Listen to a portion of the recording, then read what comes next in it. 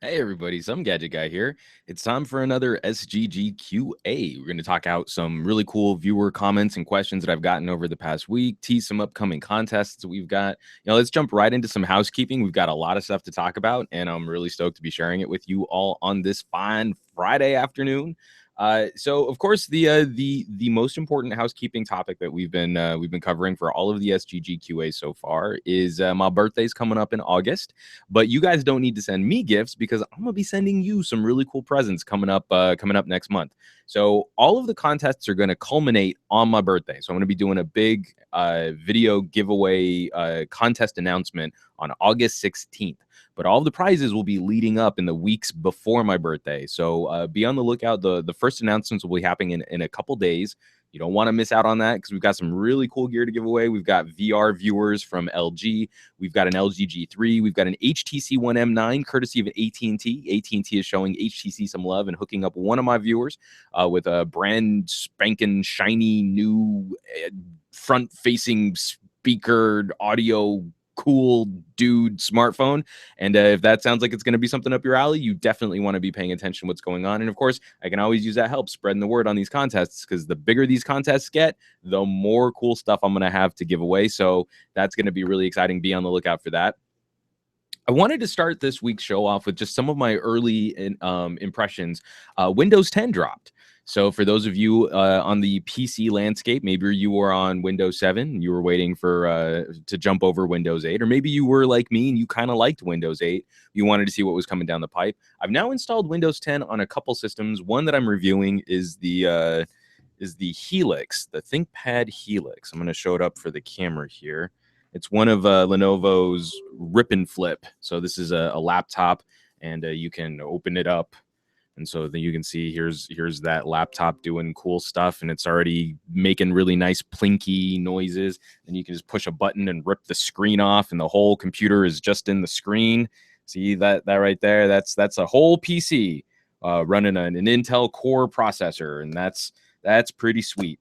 And this is really one of the pieces of hardware that I was most excited about for Windows 10, because it's this multi-mode computing that I think Microsoft is doing a much better job of addressing. So you have computers that can act like tablets or just have touch screens, or you have just legit little tablets. The other system I installed it on is a little Acer. This is an Acer Iconia Tab 8. It's one of the little Atom-powered processor Windows tablets, and it's I haven't played with this quite as much, but I wanted to see if Windows 10 would even install. So I finally got the update. I loaded it up. Took a really long time. It failed like twice, but I finally did get it installed, and performance has been okay. It's been a little more stuttery than Windows 8 was, but I kind of was expecting that we'd have some performance issues facing some of this lower powered gear. Probably take just an app update to get us up to speed. But I mean, everything's still functional. Everything still works great. It's just that especially as you're scrolling through the eye, occasionally you'll run into like just a little hitch, especially if you've got a ton of apps in your folders in your app drawer. So, but on the whole, very positive experiences so far with Windows 10. I'm loving this sort of mashup. It's sort of Microsoft's mashup culture. I really liked Windows 8, but I used Windows 8 mostly on touchscreen devices. So, the idea of gestures to navigate some things, and then mouse and keyboard to kind of go back to a more traditional desktop, it made sense to me, but I totally understand where some people felt like Microsoft had introduced touch controls and a touch UI at the expense of people who were using mouse and keyboard primarily, especially when you're looking at the start screen. The start screen has a lot of empty space for where all the live tiles go. Doesn't necessarily benefit you as much if you're trying to navigate that with a mouse.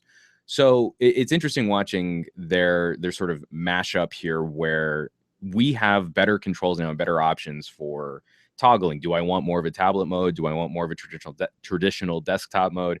And it brings us back to a very Windows 7 inspired main desktop view. What I love is it's already self-aware. So not self-aware, it's not like artificial intelligence, but Windows 10 is already hardware aware, I should say that. So it's crazy things like, I loaded it up on the Iconia, that little Acer tablet, and it had no issues just going straight into tablet mode. It didn't even pretend like desktop mode would be my primary way to use a small form factor tablet. But then on the Helix, when it's docked in that laptop cradle, it automatically transfers you to the desktop mode. And then when you rip the screen off, a little prompt pops up saying, hey, we've noticed that you no longer have a keyboard attached, and this has become primarily a tablet. Would you like us to switch you over into tablet mode? It does not actually write out all of that as a message. It keeps that much shorter, but it's still way more conveyance than we ever had with Windows 8. Conveyance, where a UI will actually help instruct what the function of that part of the UI does. And so little things like in Windows 8, you could swipe from the top of the screen. I can almost make that work on my camera. You can swipe from the top of the screen and slide it over. And that's how you could navigate around apps or close apps. But there wasn't a lot to really tell you that Windows 8 could do that. You kind of had to have someone show you, or you kind of had to figure it out through trial and error. Windows 10 does a much better job of walking you through, like here's a little button that looks like a list, and you push on that little button list, and that's where all of your apps and programs live. It's no longer hidden through a swipe or a gesture. I like that we're addressing some of those usability concerns without giving up the functionality, because I was really afraid that, especially playing with the earliest betas of Windows 10, that what we would do is we would walk away from all of the progress that they had made on touchscreen interfaces and just kind of dump us back into a more traditional Windows desktop environment. And especially as we're watching companies like Apple, who they don't have a touchscreen solution for professional grade gear, or even just consumer grade gear. It's kind of silly in this day and age that the MacBook doesn't have a touchscreen. Apple taught consumers how to use touchscreens through the iPhone and the iPad. They've probably been the single greatest source for educating consumers as a whole on how to interact with touchscreen devices, portable devices, and yet they still refuse to update their own gear and bring it into this age of being able to touch a screen or go to a mouse and keyboard or go, mix it up with like a stylus or whatever, however you want to interact with your computer. They still haven't given us that kind of flexibility. But anyway, back to Windows 10. So it's been a lot of fun kind of playing with this stuff. I still haven't installed it on my main desktop yet, just because I need that's mission critical for me. I can't have any downtime. I'm already way behind on a couple of reviews. And as soon as I'm done with this broadcast, I have to edit a video that I will hopefully get up either this afternoon, or maybe I'll save it till Monday. We'll see how the numbers go. But so that's Windows 10. Drop me a comment down below if you've been playing with Windows 10. Drop me a message in the Q&A. You can hit the Q&A if you're watching this live. I'll also be trying to pull from Twitter. If you use hashtag SGGQA, I'll be able to pull that out. And then also the comments on the video on YouTube, if that's how you found the video. We can have a chat. It'll be great. It'll be awesome. So that was one big piece of housekeeping. Of course, we also have to talk about holidays. Today's holidays. Today's Mutt's Day. So if you have a pooch, I have a cranky old Shar-Pei who's sleeping in the living room right now. And as soon as I'm done with this, before I jump into some editing, I'm probably just going to jump on him and kind of play with his face, because it's all wrinkly. Kind of feels like suede. So he'll hate that, but it's Mutt's Day, so I have to. I mean, it's mandatory. If you don't celebrate Mutt's Day, then I believe the NSA puts out a hit on you or something like that. So that's mandatory. Today is also Jump for Jelly Beans Day. So it's probably a good thing. Well, actually, today's got a couple food things going on. So Jump for Jelly Beans Day, Raspberry Cake Day. That's a very specific cake day. We are going to celebrate not just cake, but raspberry cake. Is today a day to celebrate carrot cake? Hell no. Do not do that. I don't care if carrot cake is your favorite. Today is not the day for celebrating carrot cake, and I would appreciate you to celebrate appropriately. Today is also Shredded Wheat Day. So hopefully you got your shredded wheat as, a good breakfast, high in fiber. I'm not endorsing shredded wheat. I'm just celebrating today as being a celebration of shredded wheat. Probably not my cup of tea. Today is also System Administration Appreciation Day. That's a biggie for us. So if you've got a sysadmin who really kicks ass, go buy him lunch or buy him dinner, or because he's probably making sure all those servers are up and running. So he has he or she has no downtime. So make sure you go and celebrate. You appreciate and let them know that you appreciate the work that they do for your company or organization or tech solution. So that's a good one. Today is also Uncommon Instrument Day. And Uncommon Instrument Day, I'll celebrate Uncommon Instrument Day by talking about my experiences in high school. So in the 6th grade, I started playing the clarinet. I really wanted to play saxophone, but my mom thought the saxophone was too honky. And so the little band teacher that we had also like every kid wanted to play like drums or the saxophone. So there were no clarinets, and somehow the band teacher convinced my mom, like, well, you could tell him he's just going to try the clarinet. If he really wants to, you can switch over to the saxophone later. And for some reason, I don't even know why as a little kid, I just never switched over to the saxophone. But in high school, started going through a range of other instruments that I could play. And of course, you dabble with like the bass clarinet. The bass clarinet is kind of fun. But then the band director in high school that I had in New Mexico had landed himself a double B flat clarinet. So this thing was a monster. So you see a bass clarinet, it's really big. Double B flat's even bigger. I had to sit on a stool, and and I don't have the biggest hands, but my hands could barely reach all of the keys on the clarinet. And it's actually even, I think, even just a couple notes lower, capable of being a couple notes lower than a sousaphone, but it's just this monster clarinet. And so that was the instrument that I played for the last 2 years of high school. So it's not the most uncommon instrument. There are plenty of instruments that are way more uncommon than the double B flat clarinet, but my most uncommon musical instrument was the double B flat clarinet. And then lastly, today is also Cotton Candy Day, to wrap up our little food days. And I'm kind of bummed about this because last night a bunch of us tech bloggers here in Los Angeles got together. We have sort of semi-regular meetups. We'll go to a restaurant, and we don't necessarily always talk tech, but we're tech bloggers, so conversation comes up. But we went to the Saddle Ranch in West Hollywood, and it's also why my voice is a little buzzier today, because I had to yell over all the noise, and maybe I had to drink too many, which also kind of affects my voice the next day. I wish I could tap into cool guy voice whenever I wanted to without having to like scream the day before. Or drink a lot of bourbon. So we met up, and at the Saddle Ranch, one of the things, like when you have sort of a larger party, they'll maybe sometimes hook you up with like some free s'mores. You can see a picture of some of the s'mores that we had on my Instagram. So anytime you need to light marshmallows on fire is pretty much a good day in my books. But they also brought out one of those giant like cotton candy things. It looks like an oversized martini glass full of like fiberglass insulation. And I just pop it down on the channel, and I took a picture with it, but I can't find it. So I was not conscious of the fact, but I was celebrating Cotton Candy Day a day early. So that was kind of a bummer that I can't share that photo with you all. So that's a true story, and I'm sticking to it. So one thing that I wanted to get into, I wasn't able to do a proper unboxing of this month's Loot Crate, and I can't even remember what the theme for this. Yeah, it doesn't even say on the label. I can't even remember what the theme was, and so I was really upset about that. Just a whole bunch of life stuff kind of getting in the way, so I wanted to show the folks at Loot Crate a little love. I'm going to do a quick mini unboxing right now. I just opened it. I haven't seen what's inside. So this is a cardboard tube, and inside the cardboard tube is a little poster. Oh, it's a Wonder Woman. She can do it. Hells yeah.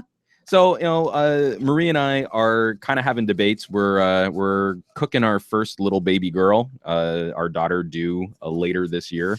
And so she already has a Supergirl outfit. And then our pal Trisha Hirschberger just sent us a little Wonder Woman onesie. So now we have to decide, like, for Halloween, she's going to be born right before Halloween. Is she going to be Wonder Woman or Supergirl? So that's another thing. Leave me some comments down below. What should my daughter dress up as for our first Halloween together? Got a Star Trek air freshener, so like a little live long and prosper action. I've always been confused by, like, we're gonna do Spock's hand, like we cut Spock's hand off to do this little design here, when there's so many things in the Star Trek universe that are a little bit less ghastly than amputating someone's arm. You could do the Enterprise as an air freshener, or just be sort of a little hanging decoration. Legend of Zelda wristband, that's kind of cool. This will go. Oh, I don't have it near me. I've got an Attack on Titan Scouts wristband, so this will go along with that. Let's see, we've got a Batarang keychain multi-tool. Okay, so first of all, people who manufacture stuff like this is too big for a keychain. It is. This is too large. I can't keep this in my pocket, and especially a guy sit down and I'm wearing my 501s. That's going to jab into some very uncomfortable places. But this is also kind of cool. Like, so what I like to use these kinds of things for, I've got like a storage unit. And so I don't like to keep the storage unit key on my keys all the time because I don't need to use that often.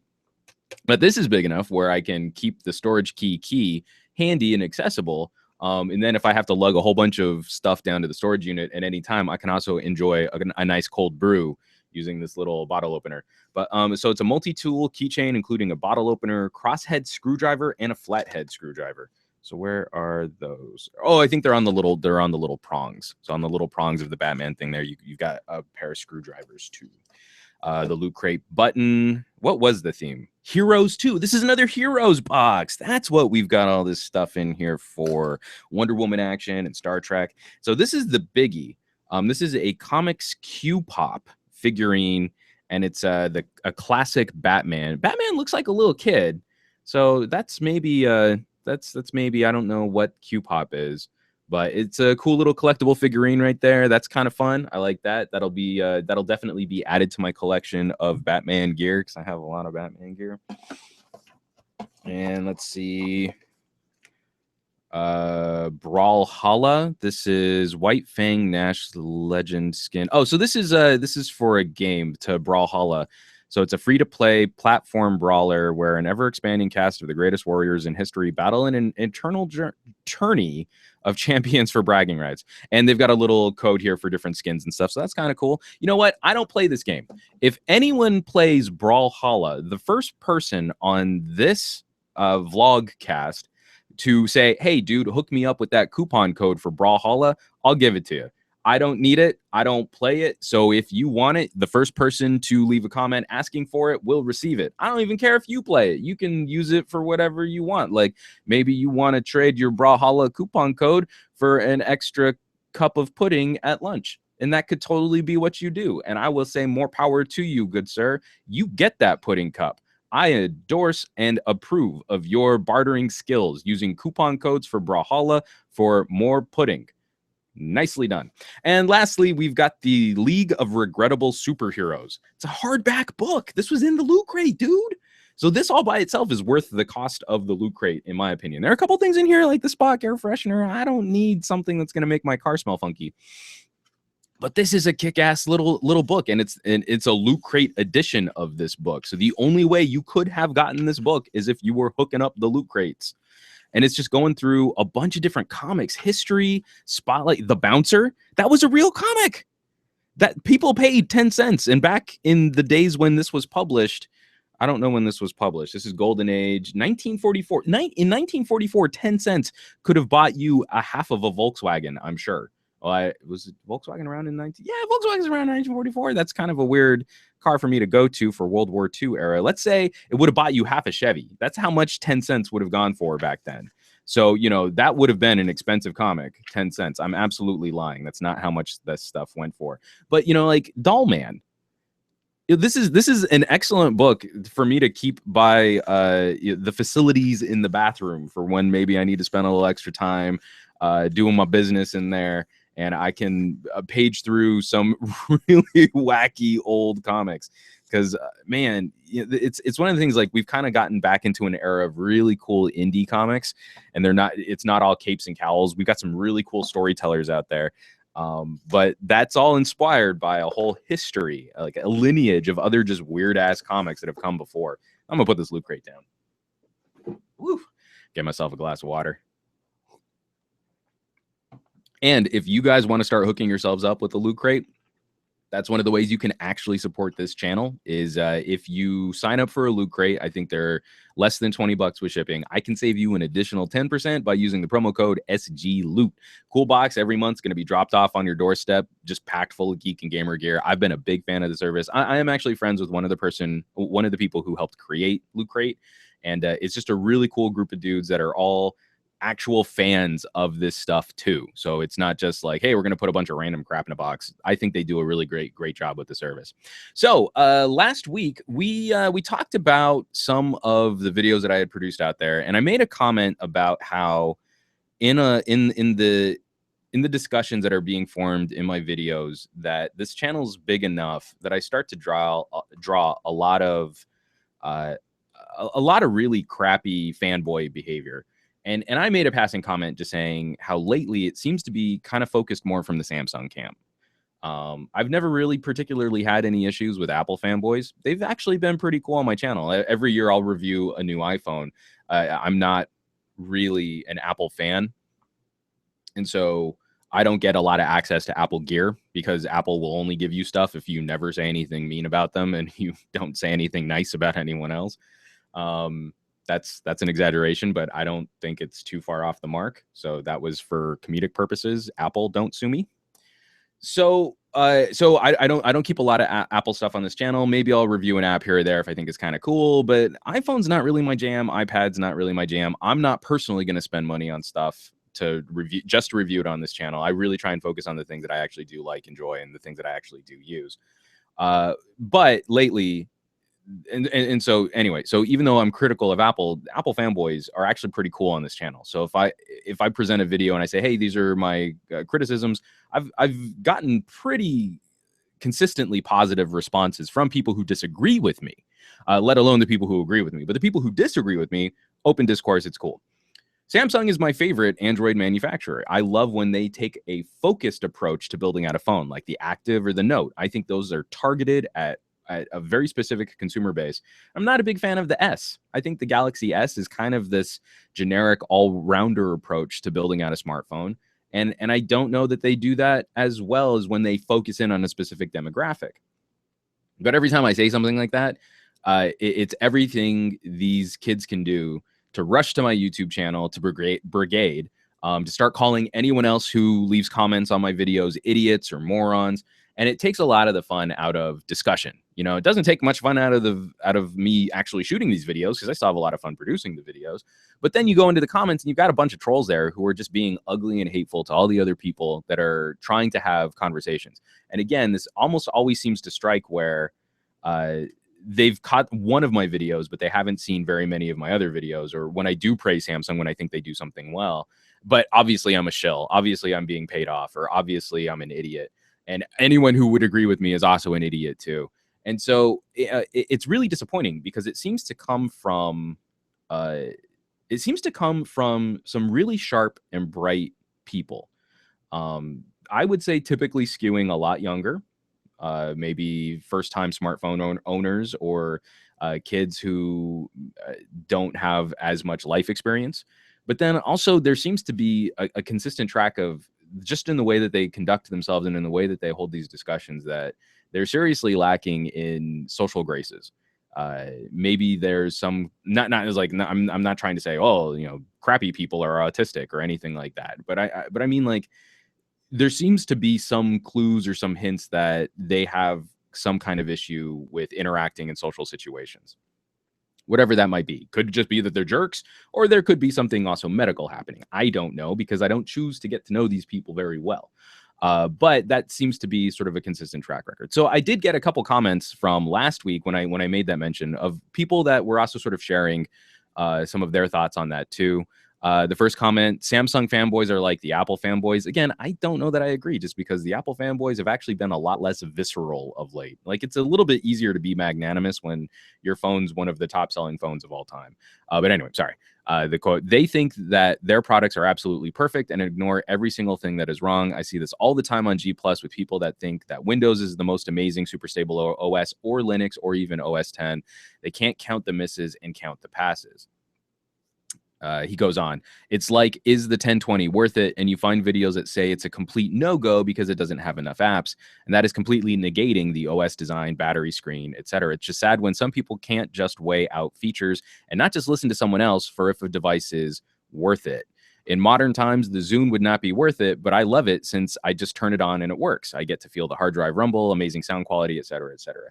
And that's from Accelerator Railgun. So and he's and Railgun has left a couple different comments on videos, and he's always one that I've turned to whenever he does leave a comment, that it's always a really well thought out, you know, sort of a personal experience expression of what it is that he's trying to discuss. And yeah, it comes down to this notion of tribalism, guys. We have so many different aspects of our cultures and our personalities and where we come from, that we start defining ourselves by these things that we use, or these books that we read, or these buildings that we go to on Sunday mornings. And it becomes a really ugly aspect of human culture, of human society. You know, you might not get too hung up on religion, but then you might, send someone a death threat because they disagree with you about a phone. And that actually has happened quite a bit on this channel. They're really the only comments that I'll actively instantly censor are the death threats. So that's not a lot of fun when we're just trying to share our experiences using little disposable glowing rectangles that give us games and emails. But it also kind of comes back into some of the other things that I've discussed on previous QAs, where I think there's something horrifically toxic about the discussion when someone is trying to turn something as nuanced as a smartphone into a buy or don't buy situation. There's so much going on, and there's so many phones that I personally do not like, but it's so easy to see who might like it. And that's really what I feel is the most important job of someone who gets to play with a little bit more stuff than the average bear. I have a couple things on my desk right now that I'm trying to wrap up reviews on. And that's not a normal experience for most consumers. It is not my job to sit there and try and say, oh, don't buy it. It's not worth it for the monies. Is it worth it? If it were good, it would be worth it. That kind of BS techie conversation needs to die. We need to come back to some sort of more measured discussion, one that involves a little bit more nuance. And it's what I've loved about most of the people that comment on my channel is they're game for some nuance. They want to see shades of gray. They don't want that polar yes or no, buy, don't buy, worth it, not worth it, because that's crap. There's no way to have a reasonable discussion when that's what we're counting on. And then, another comment on that same topic from Chris Serrata. Samsung fanboys can be very disgusting. Ever since the dawn of the Galaxy S and its underdog to the iPhone status, I can't find the word. They're just ruthless in how they defend their God King, the Galaxy S line. And I really want to disagree, Chris, but since the S6 has come out and since we've been critical, and since I've been critical of the S6 and other people on my channel have been a little critical of the S6, and no one, and I really, I mean, like, I know there have been plenty of comments where people who are amped up in their own tribalism and they're not fans of the Galaxy line have said, oh, the S6 is crap. I don't agree with that. I don't think the phone is crap. And I still think the phone is completely worth it to buy it if it's the right set of features for you. But one of the things that I've noticed is very few people on my channel will insult Samsung fans directly. We're kind of cool taking shots at Samsung. If you don't think the Galaxy S6 is a very good phone, there are plenty of comments on my videos of people who think that the S6 is not a good phone and using much stronger language than what I just used right there. But very few of them are out there saying, and Samsung and people who buy Samsung fans are idiots.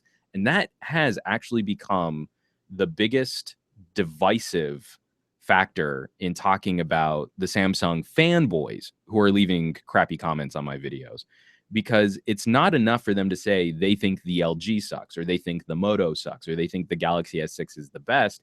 They are actively going through comments and insulting the people who are trying to have conversations. It becomes less about the phones and more about how they're being crappy people to people.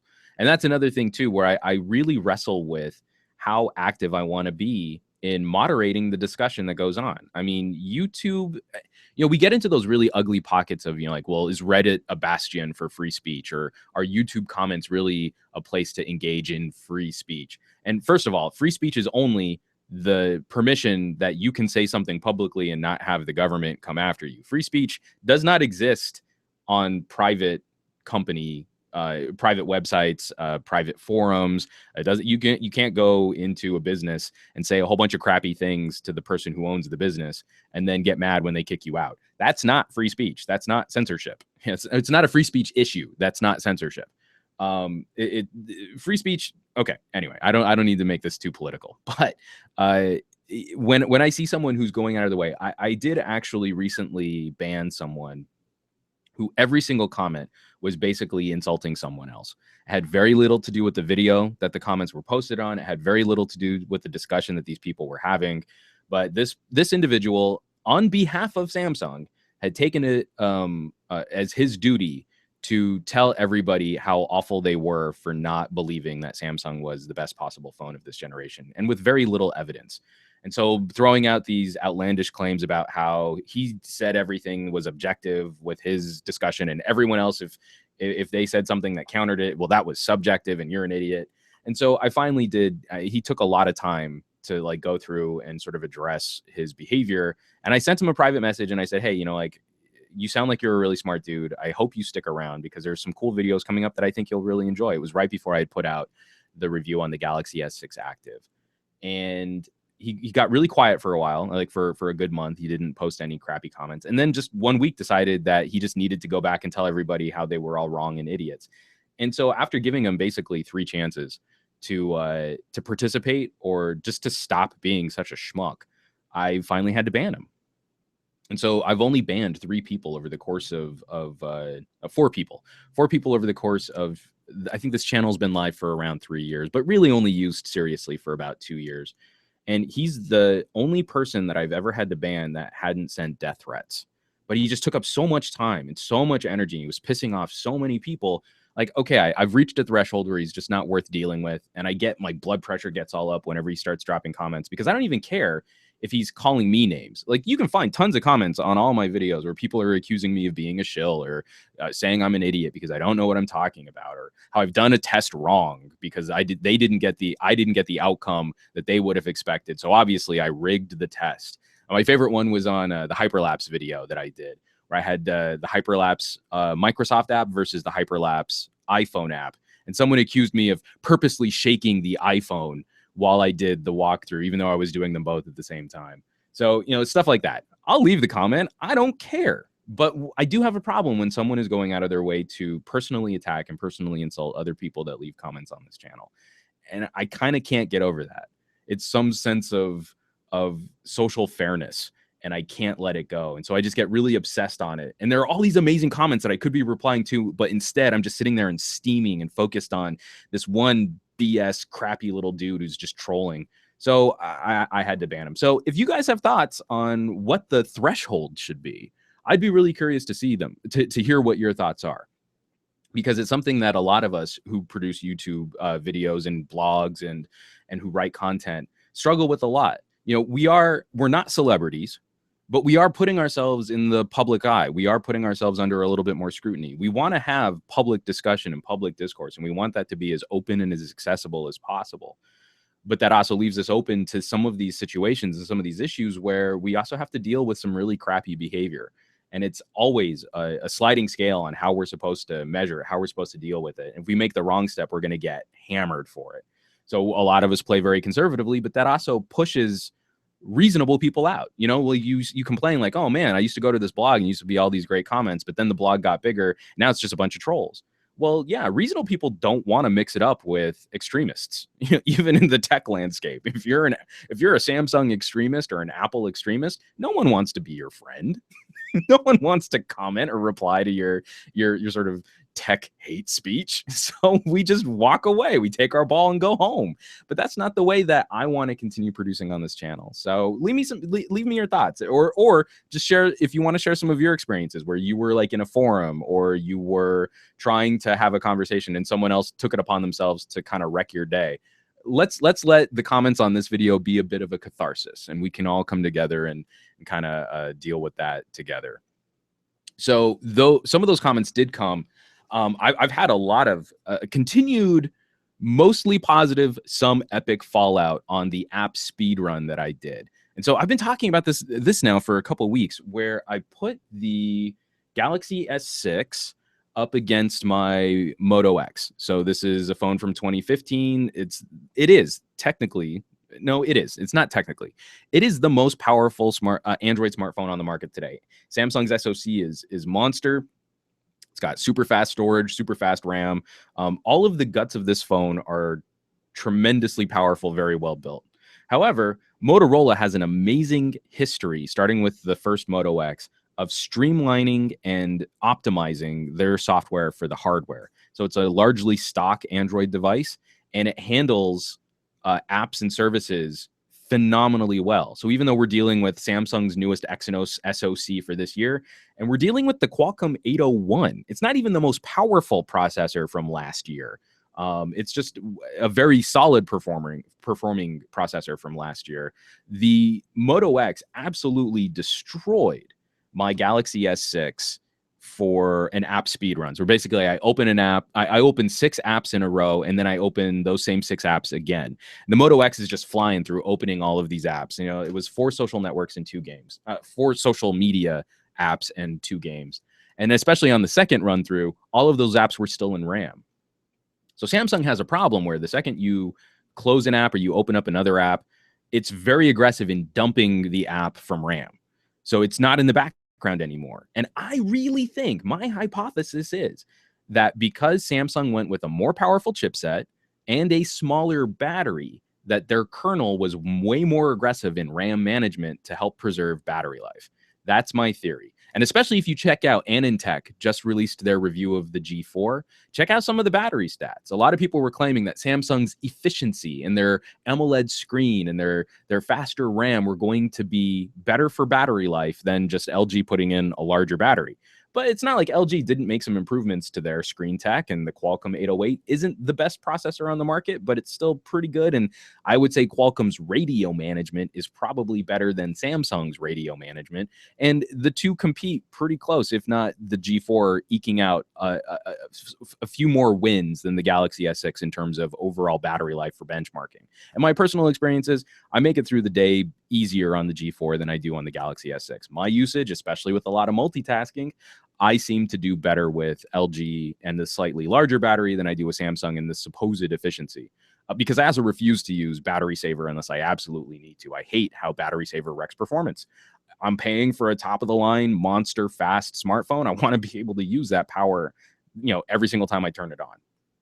So we got a couple more really great comments that I wanted to share. I wanted to discuss. One is a positive comment. The other one's a criticism.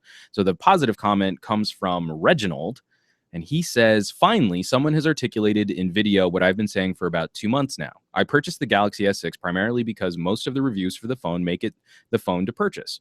Again, people, to sidetrack from his comment, people doing this thumbs up, thumbs down. This is the phone to buy, don't buy. And also sort of putting their own personal spin on it, where, they're not saying, I personally prefer this phone. They're saying, this is the best phone. That's the wrong kind of comment to have when you're influencing how other people will spend their money. I find that to be very irresponsible. Anyway, back to Reginald's comment. However, after using the phone, my initial perception was that it felt slower than my Moto X 2014. Got some issues there.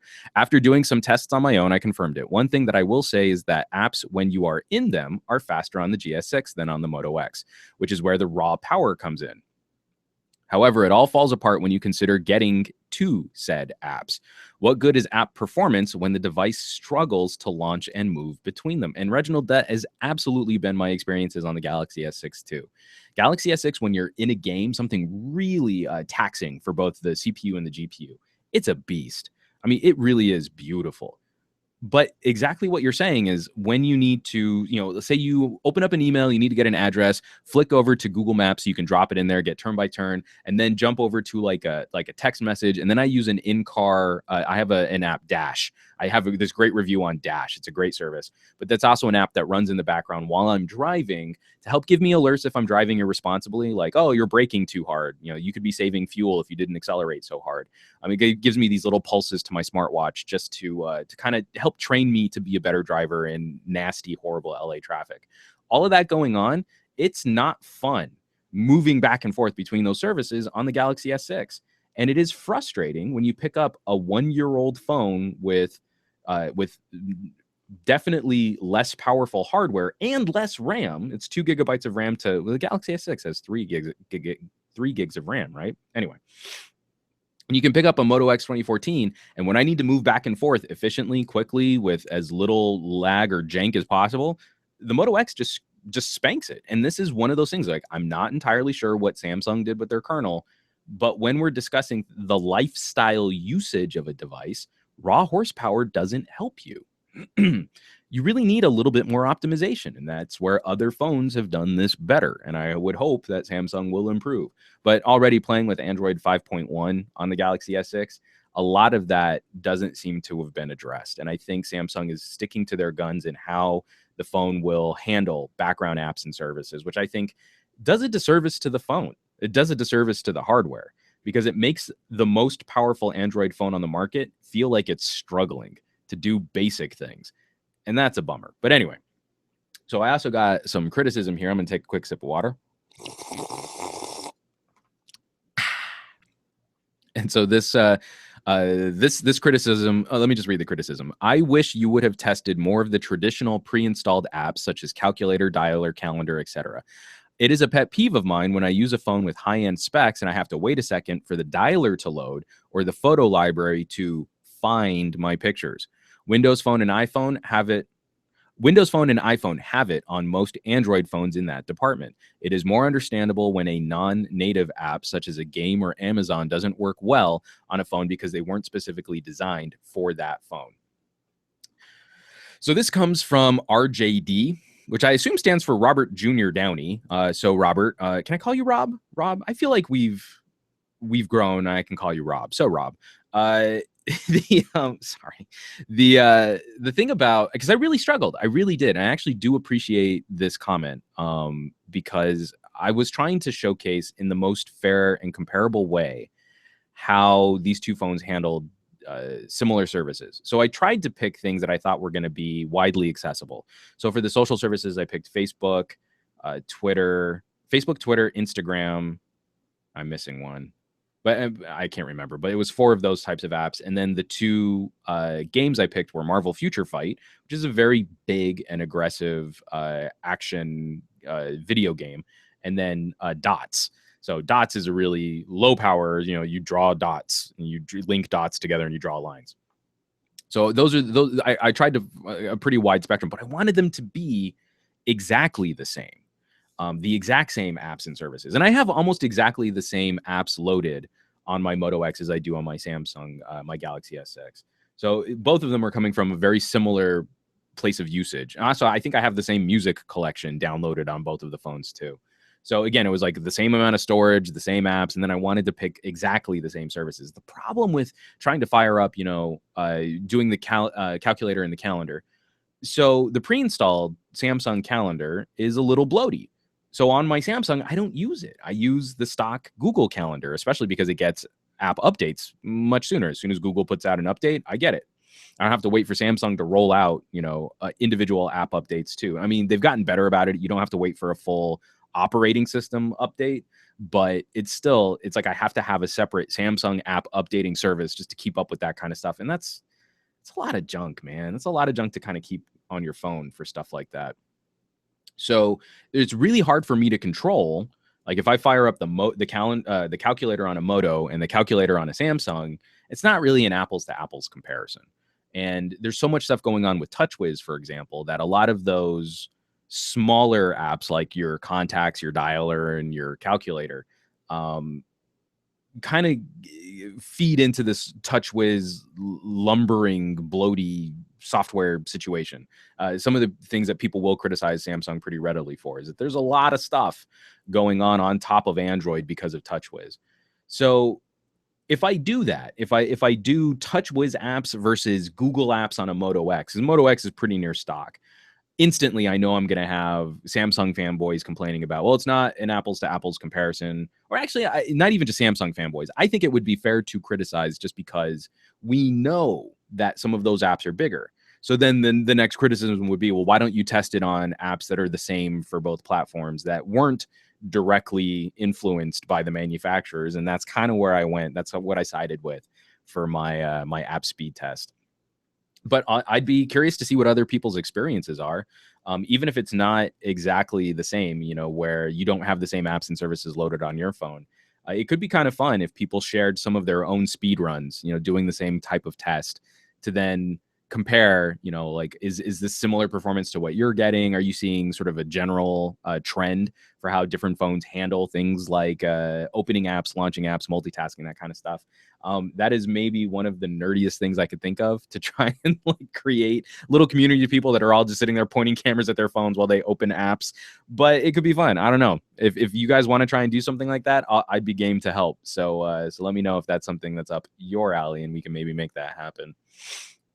And then I did a 2-month wrap up on the LG G4. So the G4, I've got the wood panel on the front. I also have a review out. So Toast, I'm a big fan of Toast skins. And so I'm keeping the Toast front skin on. I do still have the Toast back cover on my plastic back, but I still kind of like the feel of leather. So I've got a burgundy leather back on my G4 with a wood front face, and that's unique. I don't know that anyone else is really rocking a G4 like that. So I'm going to keep it like this for a little while and see how I dig it. But I put out a 2-month wrap up where I just talked about what my experiences have been like using the G4 for a couple months. You know, it's a little bit different than when you pull it out of the box and you're doing your first initial review and you're doing your first camera test. So I really wanted to make sure that I did a follow up, because I think right now the G4 is the most interesting. I think the G4 is the most interesting fight in the Android ecosystem right now. It's the Galaxy S6 is probably going to be the highest selling phone, and then the G4 I think is one of the best competitors, and they're very different approaches to flagship smartphone.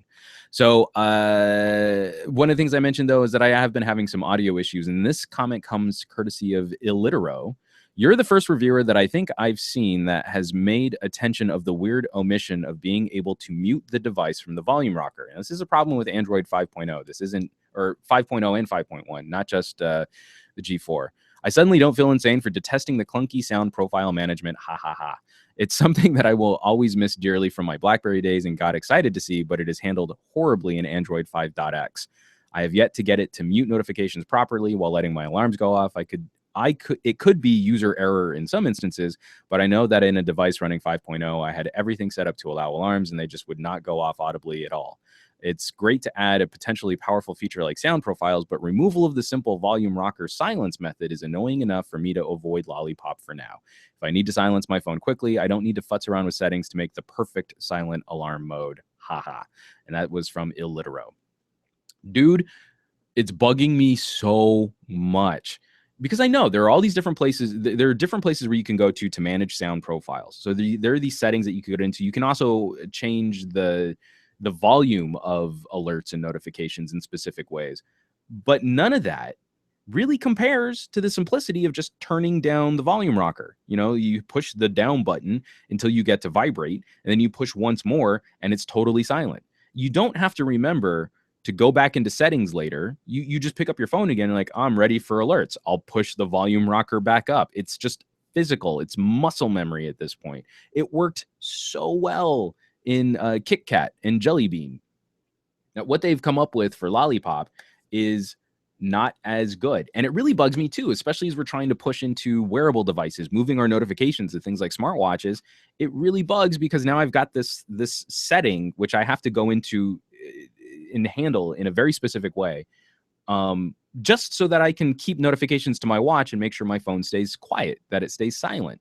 So I really hope that's something that's addressed in Android M. I haven't played with the developer preview for Android M very much, so I don't know if anyone's out there using it. I doubt that Google will really fix it for M, because they seem to think that this more complicated methodology for controlling the volume of your device and your notifications is the way to go, and I think it's a mistake. I think it makes it more complicated than it needs to be, and I don't think it makes it easy for people to arrive at the I'm getting a phone call. We're just going to mute that. I don't think it helps people arrive at the solution that they want. I think it makes it more difficult. So anyway, that's my thoughts. Or if you have a different take on it, let me know. If you think that the sound profile works better, I'd love to hear your thoughts on it. Maybe I'm just overlooking something. Maybe I'm just missing something super obvious.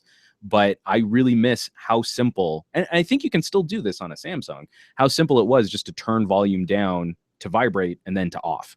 That makes sense to me. And then I still have my alarms come through because the alarms were a separate audio setting. I don't get where the phone forces me to have some kind of notification or alert, sound or vibration when I'm trying to tell it, no, I don't want that. No means no, Google. No means no. So I got a quick question from Linda. She asks, hi, of all the Android phones you've used, which one is your favorite camera? And this is a really easy question to ask, which has a multifaceted and nuanced answer full of shades of gray. I get questions like this a lot. Like what phone do you think has the best headphone jack? What phone do you think has the best screen? What phone do you think has the best speakers? Best battery life? Everyone wants to know the best. We all need to have the best, as opposed to looking at what phone overall is going to provide you the features that you care about most. For some reason, we need to fixate on what a tech blogger thinks is the bestest. So first of all, I just want to dissuade that there is a best camera. I don't think there is one. But my favorite, because you asked about my favorite camera, we can have a slightly more nuanced discussion regarding my experiences, and maybe you can use that information to improve your own situation for your next purchase. See, that's better. Which one's my favorite? And so for right now, my favorite camera is the camera on the LG G4. That comes with a couple large caveats. I think the LG G4 has the best camera on a smartphone in terms of still photography and composition tools. So if you're the type of person who likes to take nicely composed shots and you want control over things like the ISO, the shutter speed, then I think the G4 represents the best solution currently available in the Android marketplace. And it trades a number of blows with Windows Phone, because I absolutely adore the Windows Phone camera app, the Lumia, the former Lumia camera app. I think the Lumia camera app and the LG camera app are brilliant. Where that falls apart a little bit is when we start talking about video. So if you shoot, and full auto. So if you shoot full auto in photography, or you utilize the HDR mode a lot, because I don't really like the HDR effect. I tend to prefer underexposing shots to pull out more detail than maybe doing a little tweak in software. I don't like when the phone decides for me how bright something should be, or how colorful something should be, or what's important to focus on. I don't like it when the machine makes the decision, because the machine is usually wrong. So when you're shooting full auto, or when you're shooting HDR, I actually do like the HDR mode and some of the decisions that Samsung phones make for the camera when shooting full auto. And I think Windows Phone does a better job when shooting full auto. But if we're talking about my favorite is the camera that gives me the tools that I need and the settings to adjust. So that for me is the LG. We can flip that. So now when we start talking about video, if you're shooting full auto UHD, the G4 I think has more mature saturation. It's not super colorful and it's a very pleasant scene, but it's not overly juiced up. And you can see I've got camera comparisons where I shot UHD video from the Lumia 930, the Galaxy S6, and the LG G4 in a round robin. And so there are 3 different videos where you can compare those 3 phones against each other directly. And I think the G4 has the most realistic true to life color, because it's not trying to impress with super saturated video. And that's helpful, because then if you take that video and you run it through some type of video editing software, you can actually tweak it. You can make it more colorful. If you take hyper saturated video, it's hard to pull back. It's hard to pull back that saturation and still retain detail. That pie's been baked. So LG video isn't the most contrasty. I really like contrasty video, and it's not the most saturated, but you can go in and do that stuff yourself if you really care about it. It's harder to work backwards if you bake that stuff in. But LG's camera app does not have a 60 frame per second 1080p mode. I'm very disappointed by that. I think the phone should be powerful enough to handle 60 frame per second video. And it does not have exposure controls for the video, which Samsung phones do. So if you're in a really bright scene and you kind of want to darken it just a little bit, you can do that in video on a Samsung. So when it comes to video, I tend to reach for a Samsung, either my Note 4 or my Galaxy S6 Active, more than I reach for the LG G4. And so when I did my review of the Kumba Cam, that smartphone stabilizer, which is actually on the table behind me right now, I did that from a Galaxy just because I like the video a little bit better. And that's kind of the purpose of showing a video stabilizer, is showing the pretty video from that. So Linda, I hope that answers your question. My all-around favorite is probably the LG G4 right now, but it's still very conditional on what situation or what circumstance I'm going to find myself in. And if I'm going to be shooting mostly video, I might pick up a Samsung over an LG. But for most of my still photography, I get a little cranky when I don't have a camera that's at least as good as a Lumia 930 or Lumia 1520. So that's kind of where I draw my lines. And lastly, on viewer comments and questions, I got one on a video that I did years ago when I was still writing for a different tech blog. This was a video on the Nissan Leaf, and the comment is, this video actually has changed my feelings on this type of car. Would I trade in my sports car for one? I don't know, but I'm not closed to the idea anymore. And so this was I did a video with a friend. His name's Chris Emerson. Oh, and the comment came from Recklessly Arrogant, which is a great YouTube name. Well done there, Recklessly Arrogant. I would probably be comfortably arrogant. I'm not a very reckless individual. But I did a video with a friend. His name's Chris Emerson. He's an actor. He's kind of a futurist. Like, he's really on the ball when it comes to emergent technologies, and he's very socially conscious. And he had owned, I think it was the second year Nissan Leaf for over a year. So we did a ride along in LA, just talking about what his experiences have been in having an electric vehicle in a very high driver market like LA. And it was mostly positive. He had very little criticisms to throw at it, and his driving style, even though he was an actor, having to drive around to a bunch of different auditions and sets and stuff like that. Even though he was putting a lot of miles on it, he still had great experiences with an EV. So for Reckless, this video has actually changed my feelings on this type of car. This is one of those things where, again, people who are proponents of EVs can be kind of jerks about, like, well, everyone should be driving an EV. And I don't know that that's true. If the infrastructure doesn't make sense for you to drive an electric vehicle, then don't get one, or don't try and convince people that they should try and get one. What I think is important is that we need to discuss what the realities of that car are.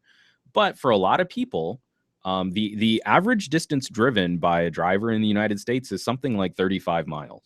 So the range of the Nissan Leaf is still somewhere around 80 miles. That's plenty.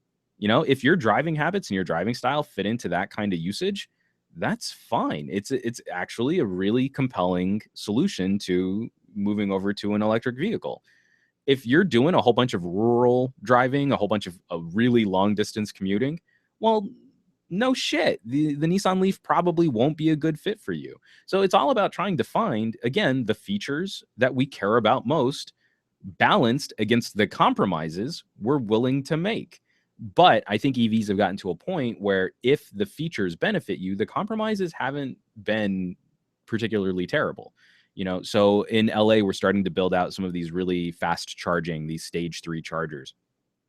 And you can bring an almost dead Nissan Leaf to one of these stage 3 chargers. And I think it's something like an 80% charge in under a half hour.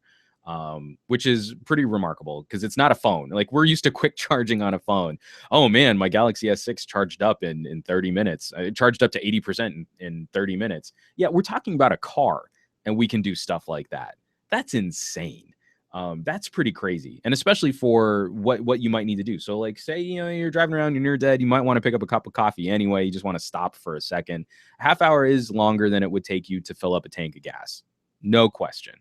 Is it so prohibitively long a period of time that it completely takes electric vehicles off the table? And for me personally, I kind of have to say no. I still have to do a little bit more planning than I can with a gas-powered vehicle, but that's not terrible. That's not a bad compromise, especially considering that a lot of those stage 3 chargers are also still free. So you can drive a substantial amount of distance on a Nissan Leaf and not pay for any of it. That's a pretty remarkable benefit for an electric vehicle, or for a lot of like the parking garages that are going in. They're building in electric chargers, so there'll be like 5 spots set aside for EVs or for high plug-in hybrids. And so when you pay your money at the little booth that when you're paying for your parking around California, around Southern California, people who don't drive electric vehicles are actually subsidizing the ability for electric vehicle owners to charge. So that's kind of a cool little benefit. You had to pay for parking anyway, so you pull into this lot, you plug in your car, and it's like you also got your tank filled up, at a gas station, but not really, So that kind of stuff is great. So stuff like that, have been some really cool benefits for EVs. But again, it all comes down to whether or not it fits your lifestyle. And if your lifestyle is such that it makes sense for you, I think they're cool. So I'm really happy that people are starting to not just say, oh, well, it's like driving a golf cart and there's no way it could work for me. They're starting to just at least look at the features and benefits. You know, that's the most important step of convincing people that we can step over into alternative methods of locomotion or alternative energy, is just disseminating the message in such a way that people will at least look at it. Because I think in the past, especially with the generations of people who came before me, we're so focused on like fast cars, petrol heads. You know, I come from a family of people, we work on old muscle cars and we reblock engines and stuff like that. My uncle has an amazing 67 Mustang that's all geared. There aren't any belts in the engine. Thing's a monster. It's a beast. We were so focused on that and how pervasive gasoline is in our culture that we weren't even willing to look at what the alternatives might be. Well, at least now I think we're starting to move into a phase where we'll at least look. And that's an important step for our culture. It really, I would hope that it would happen faster than this, but it's at least making me happy that it's happening at all. So, folks, this has been, I think we can wrap up. I had a couple other comments in here, but a lot of them are also still kind of like tying back into the same major points that seem to be the theme of comments and questions from this last week. So I want to, we should go ahead and wrap this up, but we do have this week's CTA, this week's call to action. And I want you to leave me a comment on this video. You have to leave a comment on this video. I just want to know what kind of tech you're going to be using this weekend. It looks like it's going to be a really hot but really pretty weekend here in Los Angeles. So I'm getting stoked to go out. I'm going to try and shoot some video on my Kodak. I've got my little SP360 here, little wraparound camera. I did some driving video using this puppy, and it's just stinking cool when you hook it up with like Google Cardboard or just the YouTube 360 feature on the YouTube app. And you can look all around while I'm driving through lush scenery out here in the valley, up in the hills. So much fun. So I'm going to try and do something fun like that. I might even try and take it down to the beach just to get some ocean footage. Maybe I'll see a shark. That could happen. Sharks apparently visit us all the time. And few people are the wiser, but it would be cool to get 360-degree video of a shark swimming by. I'm not actually that brave, so I probably won't get in the ocean. So that's the CTA. I want to know what are you guys going to be doing over this weekend, and what kind of tech are you guys going to be using over the weekend? And drop me some comments there. I'll be looking forward to your conversations, and we can all share in tech glorious weekendry. So thanks everyone for watching the videos and dropping comments. As always, thanks so much for watching and dropping those comments. I cannot continue producing on this channel without your support. It's super helpful when you guys hit the fan funding links or when you use my Amazon affiliate link. So anytime I link to Amazon, that's an affiliate link that it doesn't cost you anything extra, but it helps me with advertising revenue. So it helps keep this channel, helps keep the lights on. It helps keep this channel on the air. And then, like I mentioned before, when I was doing the Loot Crate unboxing, you can also hook yourself up with the Loot Crate if you're into cool geek and gamer gear. And if you use that promo code SGLOOT at checkout, you'll save yourself 10%. But then I also maybe get like a little teeny tiny dollop of ad revenue for that too, which all of it kind of helps make sure that we can continue to produce content. And it's going to be key for when we're doing these huge giveaways. Because a good chunk of that money also goes into helping set up what our contests are going to be and what our giveaways are going to be. So again, I can't do it without you guys. You got to support. And then lastly, if you can't support financially, it's always the social media support, which is the next biggest help for this channel, and sharing these videos on your favorite social sites and forums. Someone says, you know, like, oh, hey, I was wondering about the camera on the Galaxy S6. I've got a bunch of videos that can show off, I think, far better than what most other tech bloggers can do. You know, so for example, if you want to see beautiful footage of Southern California shot from the LG G4, that's what my camera review was, in a variety of different shooting scenarios, low light, bright light, different colors. So you can talk about this phone handles reds better than this phone handles reds, or this phone handling a white flower in bright sunlight does things differently than this phone will. I have the most in-depth camera reviews on any smartphone that's ever been produced on this channel. You can check them out, and I'm really proud of them. I get goofy about a lot of stuff, but I take my camera reviews stinking seriously. So, folks, thanks again for watching. Be sure to subscribe for more rambling vlog casts like these. And yeah, guys, I will catch you all on the next episode of SGGQA. So keep those comments coming, and have a happy Friday and a good weekend. So long.